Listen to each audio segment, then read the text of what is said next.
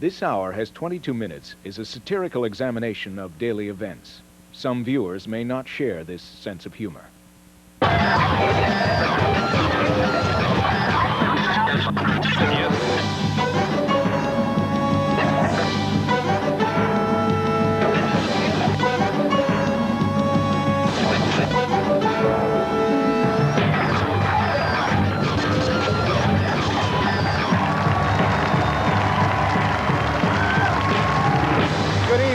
John Chrétien organized and hosted an international conference on federalism last week. The conference, which pumped millions of dollars into the local economy, was, of course, held in Quebec.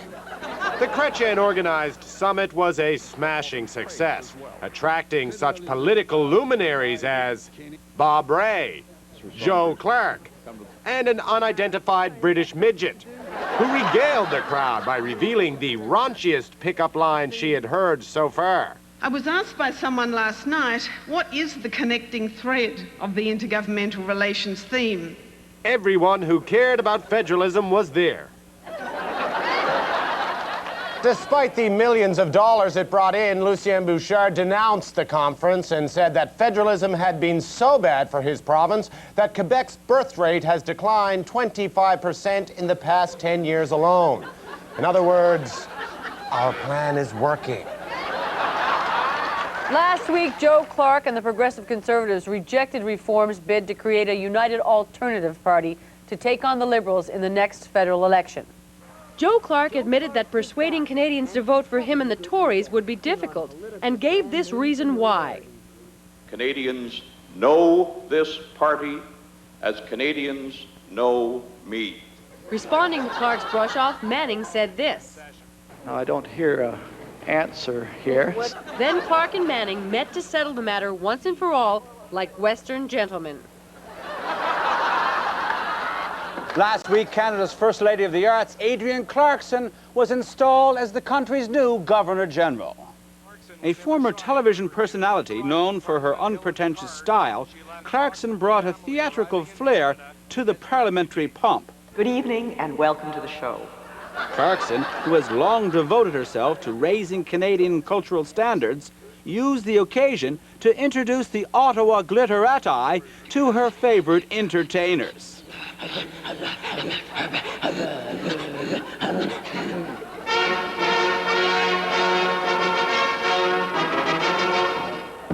In keeping with her goal of improving Canada's cultural landscape, Clarkson topped off the ceremony by rounding up every Bachman-Turner Overdrive cover band in Canada and placing them under permanent house arrest.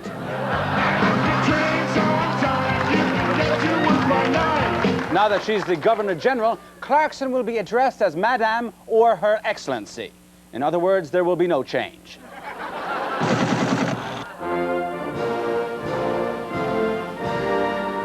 Four leaders of men, four great presidents carved in granite. And from all across this great land, the average American is drawn. The average Joe and Josephine, and Little Joe and Little Joe Jr. They are drawn here to worship at this, the world's greatest shrine to democracy. Yes, from Mount Rushmore, it is one more edition of Talking to America. As you're probably aware, it's been widely reported that the mining rights to Mount Rushmore is actually held by a Canadian company. They say that they want to do preliminary explorations to see if there's any plutonium in the mountains. They want to do precision blasting in the off-season, but some people are saying that's not acceptable. They should be forced to drill into the heads from behind. What do you think? I think probably from the back. I think from the back of the mountain. Why mess up? You know, this is a national monument. Choose the course which has the least impact on the environment. Right. And if that involves precision blasting, which it should, I think that's probably okay. So do you think they should be forced, even though it's more expensive, to drill into the heads from behind? Yes.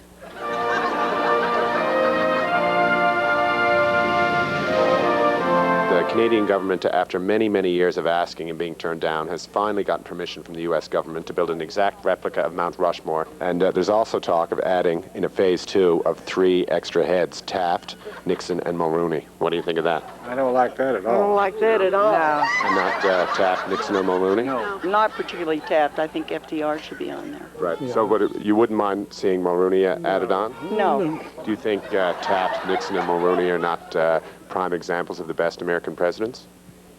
I think there's others that show more American spirit.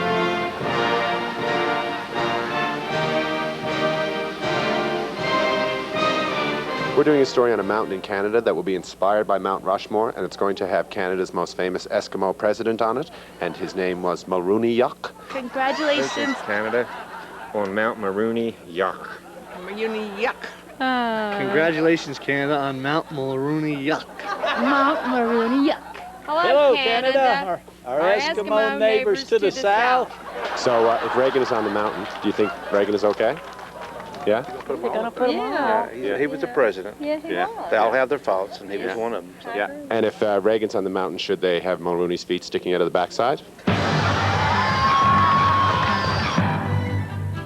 Oh, look, there's another boatload of European settlers trying to sneak into Canada. Do we know how enough settlers already? I mean, I know it's rough where they live, but I didn't think it's right.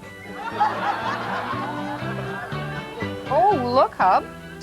They spotted another boatload of Chinese refugees trying to sneak into Canada. Don't we have enough people here already? I mean, I know it's probably rough where they're coming from, but I don't think it's right. Complaining about people from foreign lands entering Canada for over 100 years, a proud part of the Canadian heritage.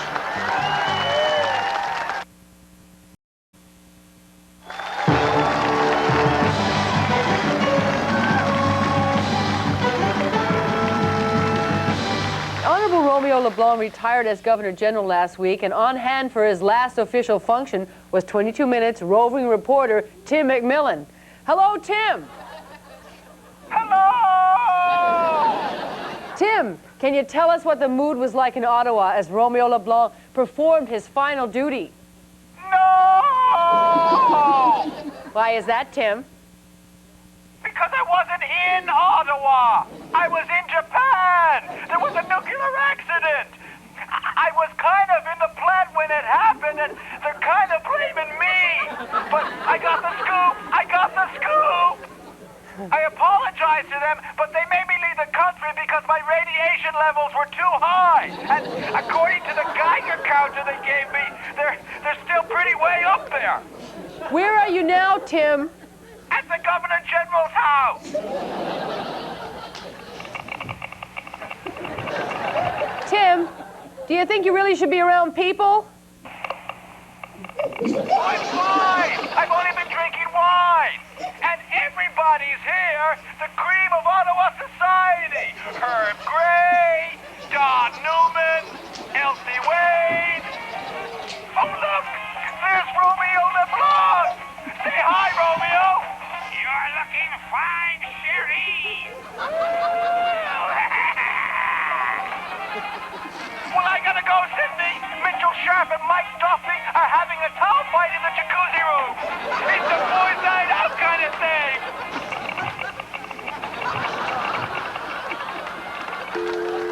Thank you, Tim. Molson Breweries is closing a plant in Barrie, Ontario, putting 414 people out of work. The company is blaming a decline in Canadians' beer drinking. Molson's insiders are hoping, however, that with the massive layoffs, beer drinking in the region may soon be on the rise. Akira Morita, the co-founder of Sony Corporation, died last week at the age of 79. He was buried in a small portable coffin that he designed called the Sony Dead Man. Two gardeners from Woodstock, Ontario have grown a carrot that measures 28 centimeters wide. While not a world record, it is believed to be the largest carrot ever grown in Ontario. Sadly, the two gardeners were later killed by a 900-foot rabbit.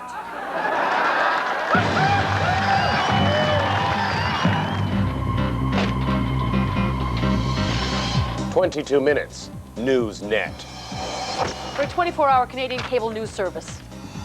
We offer you yesterday's news today and tomorrow's news on Sunday. 24 hours a day, 7 days a week. We promise you that when news breaks, 22 Minutes Newsnet will be there. Eventually, we'll be there, on the scene. As long as whatever is happening in Toronto. If it's happening somewhere else, we promise we'll get on the phone and call someone who lives nearby. And that's the 22 Minutes Newsnet promise of quality. A promise of quality that includes no big words. Up to the second reports concerning ongoing salary negotiations for the cast of ER and Chicago Hope. 22 Minutes Newsnet, the new Canadian cable news channel. The best analysis, the biggest breasts. No big words, nothing about Europe. 22 Minutes Newsnet. Call your cable company today. It's not that often that I feel bad for the Prime Minister. By and large, I figure he's got one of the best gigs going. There's not that many jobs out there that come with a car, a house, a plane, and the best summer cottage in the entire country. But this week he can have it all. This week, he and his fisheries minister are working for their perks, because this week, the treaty hit the fan. The Supreme Court interprets a 230-year-old binding agreement, and fishermen and natives are made instant enemies. Now, if there were ever two groups of people who historically have far too many reasons to be pissed off, it's them. Tempers are on bust, livelihoods are at stake, and everyone involved happens to be built like a WWF wrestler. People could be killed, and paving a road or building a wharf is not going to make this problem go away. I feel bad for the Prime Minister. We look to our leaders for all sorts of reasons in this country. We want lower taxes, we want more jobs, we want them to run the country exactly the way we would run the country, and we don't understand why they don't, seeing as, let's face it, we do have all the answers. But occasionally, and it's not that often, we actually look to them for answers when we can't even begin to see the solutions. I hate to say it, we actually look to them for wisdom. This is one of those times, and Jean Chrétien just happens to be the guy standing at the plate. And it's legacy time. How he deals with situations like this will determine his place in our history. That said, best of luck, Jean. I have no idea how you're going to fix it, but I do know anything less than total brilliance, it's all your fault.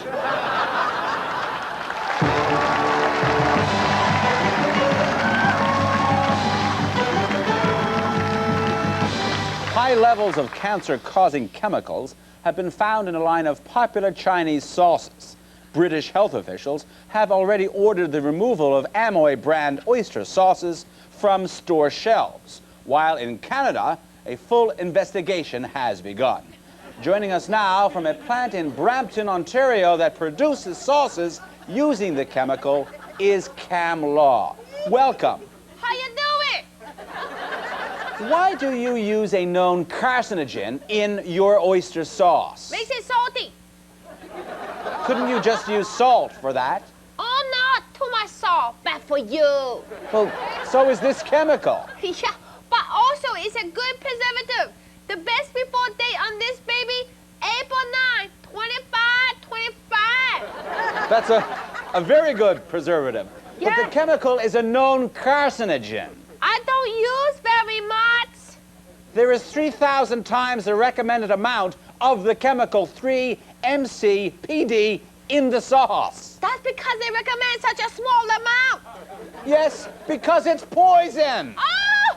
You know soy sauce now, mister. Sit behind the desk, sport jacket on. There behind the desk with your sport jacket, huh? Do you have any plans to change the recipe? Listen, Mr. Fancy question and fancy sport jacket. I bet your hair doesn't look so good when you're not behind the desk, huh? With fancy sport jacket.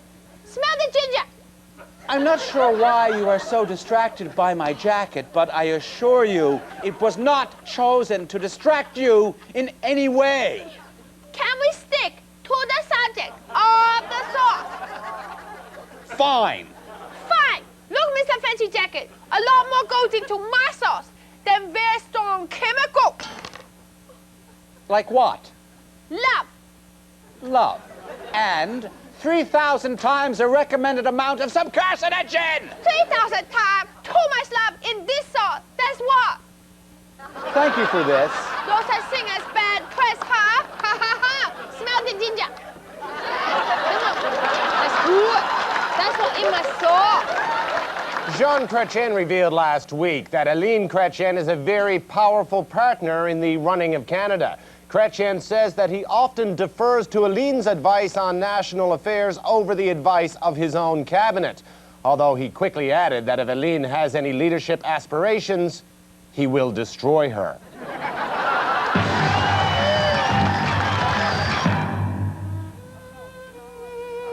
She was a Canadian peasant woman, blessed with a face like the Canadian shield, skin like the puffy wheat of the prairie, and limbs like the massive redwood of the BC interior. Mother of 14, lover of many, with one good birthing left in her. And on a blustery July evening on the Quebec-Ontario border, a boy child was born. And then another boy child was born. Attached at the head. One English, one French. Two solitudes, one bowel. This is their story. Vive le Québec! Vive le Québec libre! We are 20 minutes. A story as timeless and tiresome as the story of Canada itself.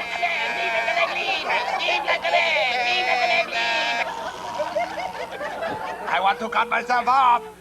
Well, cut yourself off. I don't want to cut myself off. Well, don't cut yourself off. The Solitude Brothers, coming this fall on CBC. When I'm with you, baby, I just can't get it up. I just can't get it up. I just can't get it up. When I'm with you, baby, I just can't get it up. Just can't get it up. Just can't get it up. When I'm with you, baby, I just can't get it up. Just can't get it up.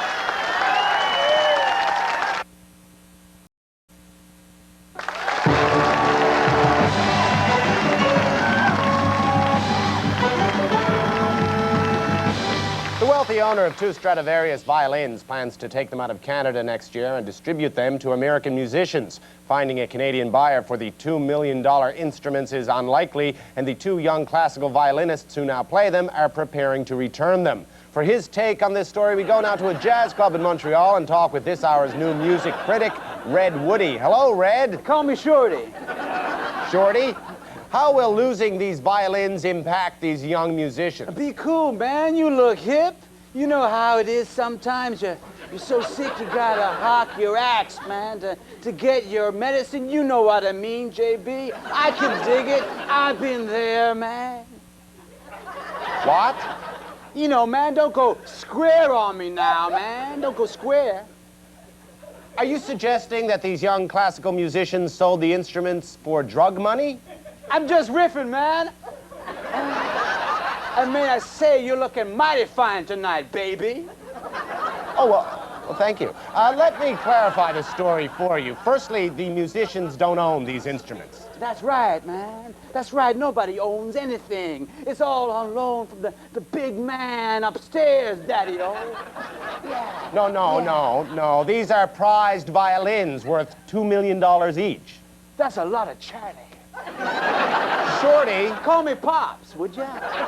Pops, let me explain this to you. The instruments are leaving Canada. That is what is happening. The classical musicians are not on heroin. I remember being dizzy one time. We showed up at a gig wearing the same duds, man.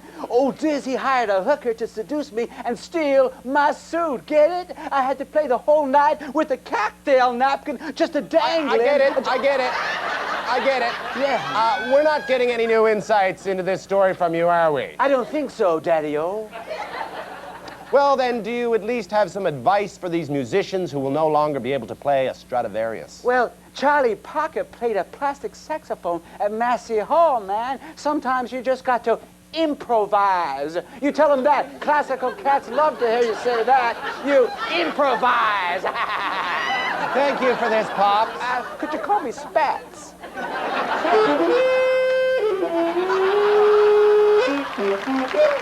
Good night.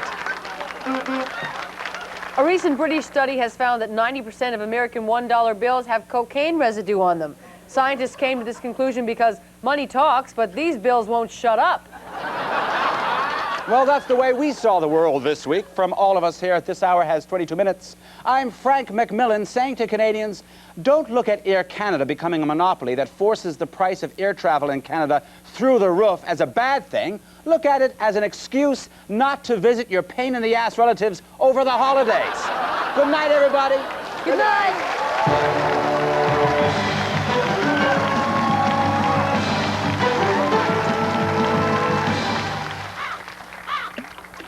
Joe Crow here, eh? I got my throat rubbed raw doing buffalo yells. I'm burnt to a crisp doing sweat lodges. I've been around so many medicine wheels, I need a Gravol. I'm worn out trying to save the Earth, eh? This used to be one of the better planets to live on, eh? The luxury edition, the Lexus of the universe, eh? Buckets, seats, 4 seasons on the floor, fully loaded, oxygen, clean water, beautiful, tasty salmon. But human beings are trashing it faster than a 70s rock band in a hotel room. Some people don't mind a skanky planet, eh, with nothing to eat, no fresh flowers. Me, I'm just fussy, I guess. I like my planet, how do you say, inhabitable? We had a beautiful summer, eh? The freaky thing is we're still having it. It's October. I went to the beach and found out some hot tips for getting oil spills out of your swimsuit. Of course, these days, the sun is so radioactive, eh? It's the perfect cure for, you guessed it, skin cancer. Of course, these days, with all our computers and PlayStations and spaceships, we're getting too cool for our stupid old planet. Me, I miss hunting, eh? You can't hunt a computer, eh? I'd like to see that, eh? You could use the outer plastic part for clothes and to make a home. You could rip the hard drive out, eat it while it was still warm. You could use the floppy disks for, like, jewelry, eh? You could, but you'd probably get teased. Unfortunately, computers are just for information. Like right now, I'm going to try to download some information about how to turn fat cats and bureaucrats into freeze-dried snacks for the Y2K. You could call it thief jerky, eh? www.eattherich.com. Oh, I gotta go. I'm logging on, eh? Until next time, it's Joe Crow reminding you to skidoo careful. That is, if we get any snow, eh?